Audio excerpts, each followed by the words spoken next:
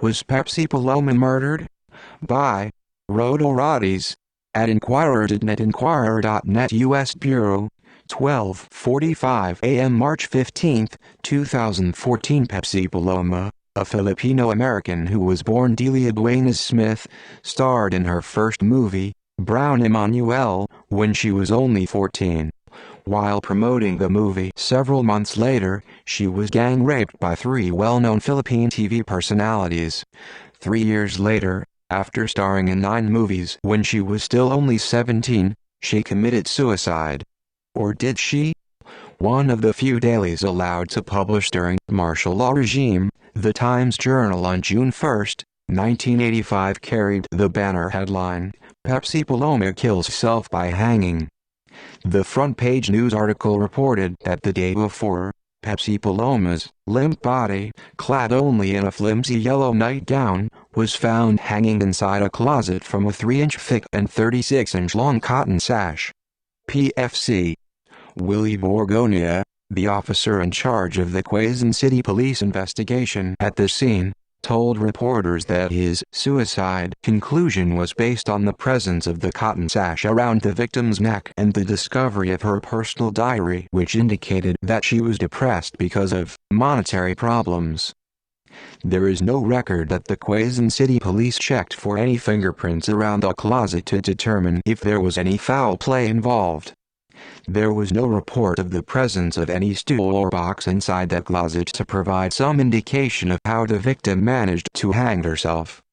There was also no attempt to verify if the handwriting of the diary actually belonged to Pepsi Paloma.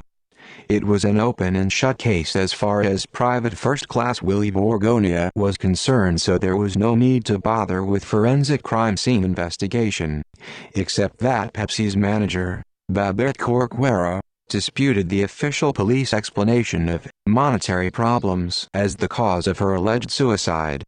She was earning well and was fully booked for dancing performances.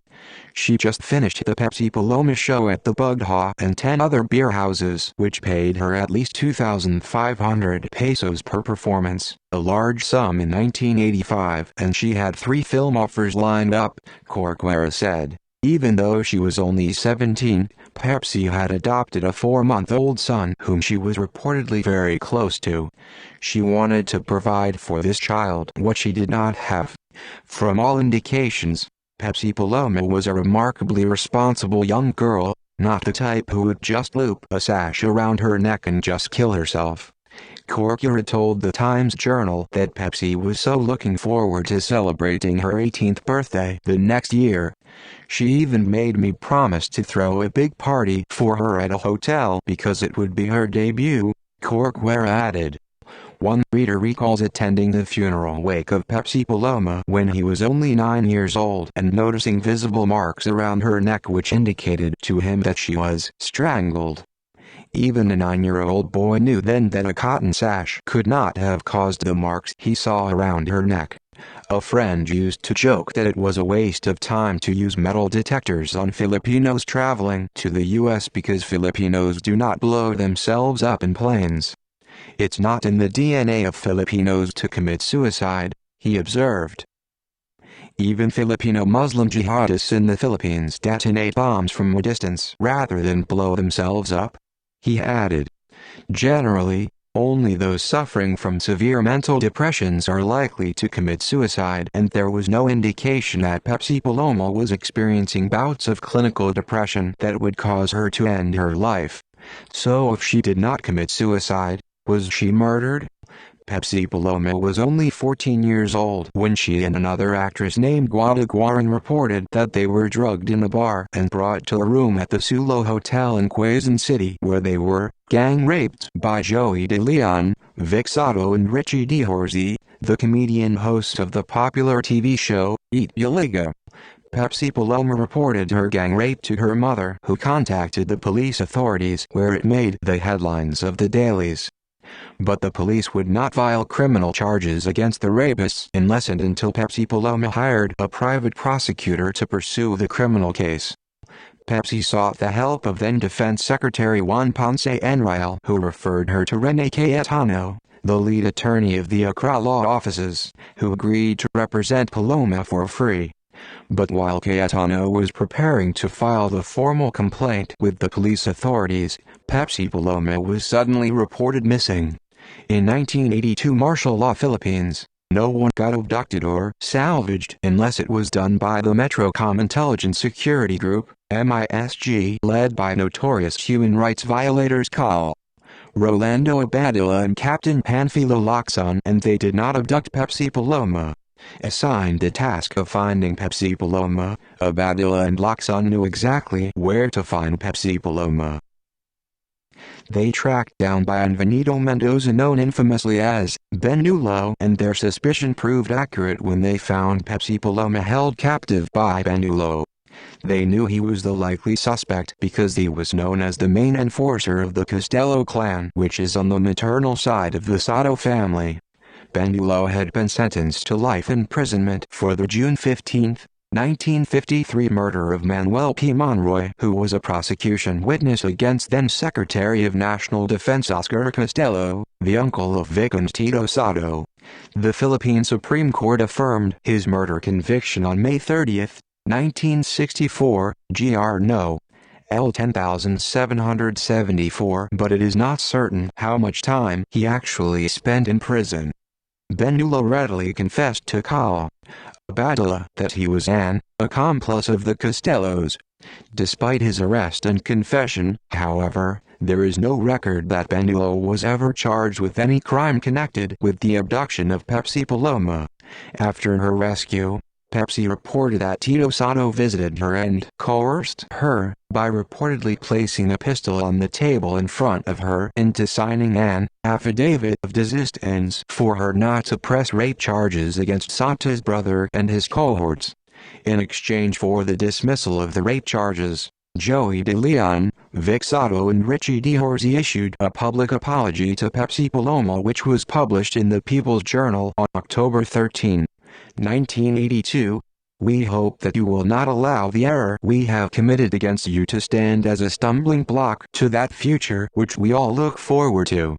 We therefore ask you to find it in your heart to pardon us for the wrong which we have done against you. In the Philippines, people do not commit crimes, they only commit errors. It was simply an error for Joey, Vic and Richie to drug a 14-year-old minor and then gang rape her. If this error had occurred in the U.S., the perpetrators would have been charged and sentenced to the maximum allowed by law, and that wouldn't even be their worst fate. While in prison, they would likely be gang raped or even killed by convicts who rate child molesters and child rapists the lowest of the low, the most depraved of the depraved. If they somehow managed to survive their incarceration, they would be required to register as sex offenders in every place they moved to for the rest of their sorry lives. If this error had occurred in India, well, it actually did. On December 16, 2012, in New Delhi, a 23-year-old female intern was beaten and gang raped by 5 men.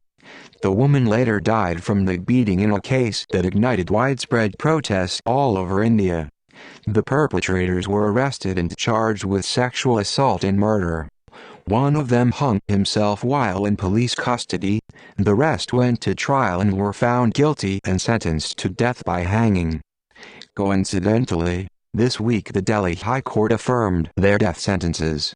But there were no protests in the Philippines against the gang rape of PEPSI Paloma in 1982, and no calls for an independent investigation of the mysterious circumstances surrounding her death in 1985.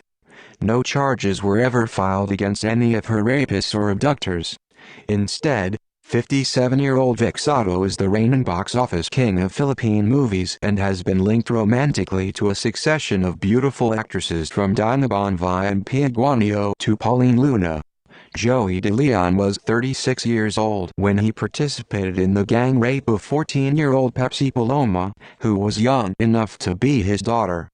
There were very few commentaries about the rape of PEPSI Paloma at the time, but one was found by former Senator Gerson Alvarez, who posted it on his blog.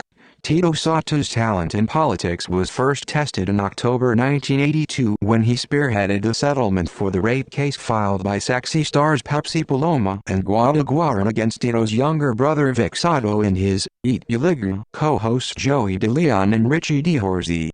Talk show, Fundi Soriano. Vicente Tito Costello Sato parlayed his talent in politics into a successful run for vice mayor of Quezon City in 1988, followed by 2 successive terms in the Philippine Senate from 1992 to 2004 and then another Senate election in 2010 and possible re-election 2016. Would Tito Sato have enjoyed his political success and Vic Sato and Joey DeLeon their commercial success if Pepsi Paloma had still been alive to serve as a constant reminder to the public about her gang rape when she was just 14? Who knows?